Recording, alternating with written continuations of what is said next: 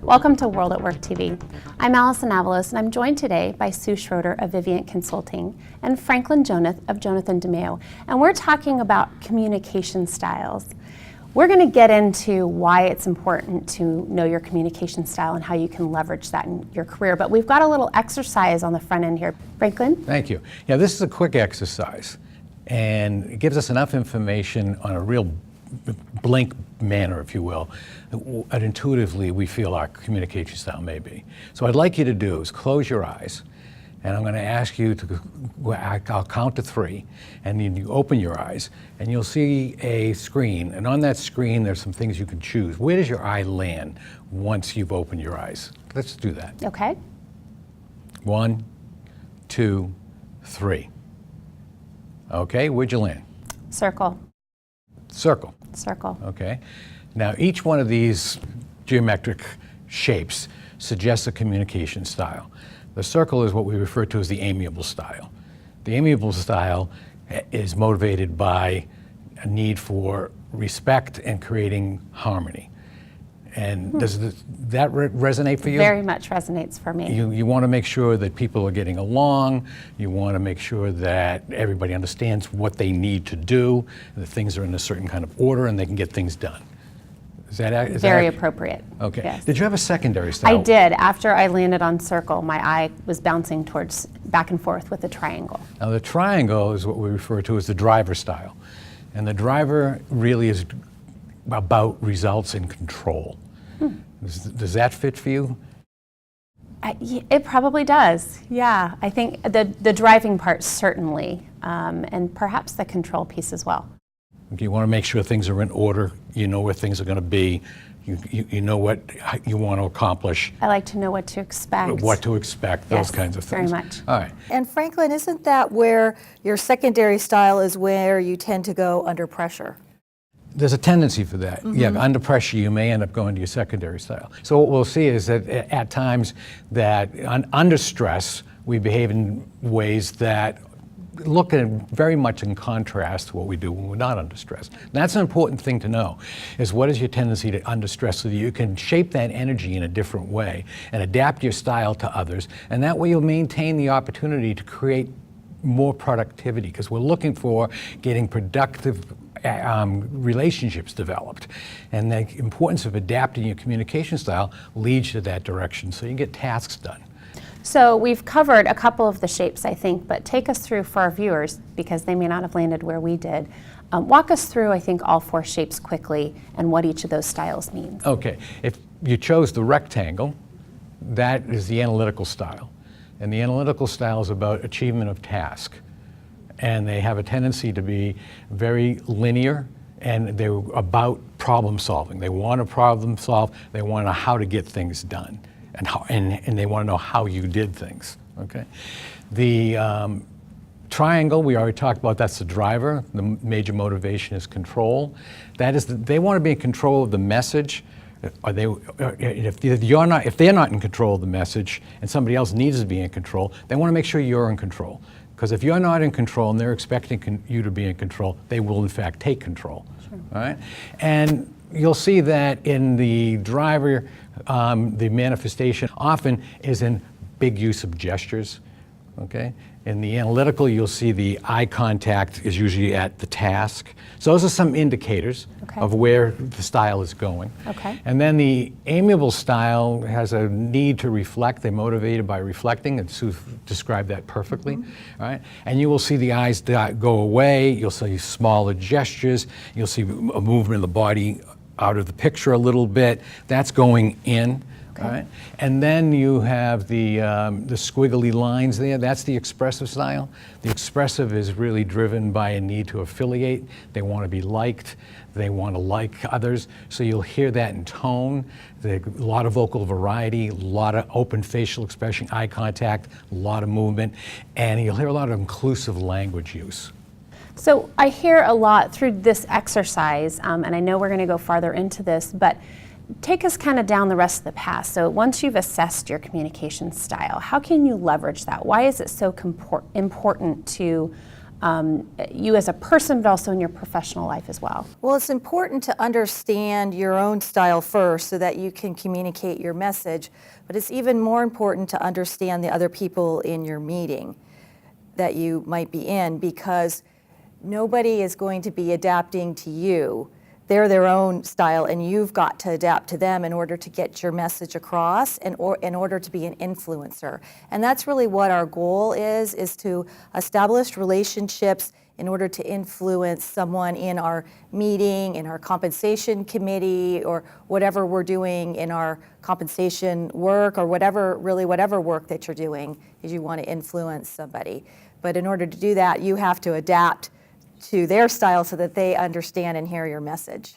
And once you've made that adaptation, it's a natural human thing. I used the word already, mirroring. Others will start to mirror you, all right? And you mirror them a bit, and then that adaptation takes place. It can be a very subtle, nonverbal adaptation. So for example, right now, the way I'm squared off to you is an adaptation, because really the way I prefer to sit is like this. right. And this is typical driver, taking up a lot of space, owning the environment. But I'm adapting to the environment we're in, because we really need to connect to ensure that we're very efficient in our communication and we're hearing each other. So I made that adaptation. So Sue, in your professional life and compensation, talk about some of the experiences and how it's helped you adapt and be most effective. I'm amiable style, so I like to reflect and think about things, being very thoughtful about things. And sometimes, especially like in compensation committee meetings, a lot of board members are drivers, right? And so they want things bullet, bullet, bullet, right? And so then I have to adapt and say, okay, I can't really talk a lot. I've got to give like bullet point messages. And then they resonate with that, and then they'll hear what I have to say. Versus if I'm more of my amiable style, I want everybody to get along and all of that first, then they might say, oh, this person doesn't have a point of view. What are they trying to say? I'm going to tune them out. And so then I have to adapt to their style and what they're going to hear to be more effective. So as we talk about kind of closing these gaps, and I can see that you kind of end up in probably a space that's a little bit easier to compromise and get things done. You probably can't go into every meeting and say, okay, everyone, we're going to start with an exercise so I know what your communication style is and I can be most effective, right? So what do you look for in these engagements with other people? What are the cues you can pick up on? And then how do you sort of assess the best way to approach adapting to achieve success? Well, since we communicate in three ways, we communicate non-verbally, tonally, and verbally. It's important to recognize that nonverbal communication works at the speed of light. Tonal communication, that is the volume and the rate at which people are speaking at, that's the speed of sound. All right, so it's the eye, the ear, the anvil hemisphere, that's slower, light sound, and then words have to be decoded, so it's even slower. So typically what you do is just pay attention to what you are getting non-verbally to begin with. That'll be a first indicator. So if you shake hands with somebody and we get close like this, yeah. Okay, well, I have a small need for space, that suggests I want to affiliate. Or if somebody shakes your hand and does this, yes, there's real affiliation. Right. Okay, so other cues are open facial expression. But if somebody shook your hand and went like this, welcome, here's a seat over here, okay, that person's probably more analytical. They want to go right to the task. Okay. So always look for the nonverbal first. There's always those cues first. Then once you get a couple of those cues, tune your ear up. What am I hearing in terms of the rate at which the person's speaking? What's the volume like? So if this volume is it's loud and you get fast, you probably get driver. Okay? If you have medium on both volume and rate, you probably have the expressive, because they want to make sure you're really hearing them and that you're drawn in, because remember, we're going to like each other. Franklin, what's your advice for those, or what do you say to those who say, this is all great, but I have to get stuff done. So I've got a very short meeting, I've got a very small window of time to achieve whatever objective I have in front of me. How do you incorporate this and make it seamless and something that's a manageable, bite-sized component to fold into the work you do? What I impress upon people is that, and we've all done it with each other, and we've experienced this millions of times, we make our first impressions in something around 15 seconds. And generally that has something to do with what we've picked up nonverbally and tonally. We look at people and say, well, that person looks and sounds like they know what they're talking about, so I'll lean in. Or there's something about that person doesn't look like they know what they're talking about, so we pull out. Right? So the key thing is, within that 15 seconds period of time, you can pick up enough information to make that quick adaptation to ensure that you've engaged. Once you've engaged, the other has a feeling of, they get that feeling. I think I'll get involved with this. And then we go to involvement, and we start to interact the way we're interacting now. And then we get to the higher order brain after involving, which allows us to really get into the cerebral cortex. We get into the brain of explanation, and we start understanding things. And then ideally what happens there is the other's imagination is excited about something, and they're comfortable in themselves with you and say, you know what, I can imagine myself actually getting the task done now with you. Right? And it happens very, very quickly. So if you manage yourself in terms of how you're communicating, coming from what you know you are in terms of your style, and pay attention to the nonverbal, tonal, and verbal communication, you can make those adaptations very quickly. And why this is important is because as HR professionals, we're trained to go right to the task, to solve the problem, right? And that's what we're paid to do and what everybody looks at us to do. And sometimes, though, we can't get that task done because we've not created the relationship. And then people don't take us seriously or listen to what we have to say. And that's why a lot of meetings tend to be very frustrating.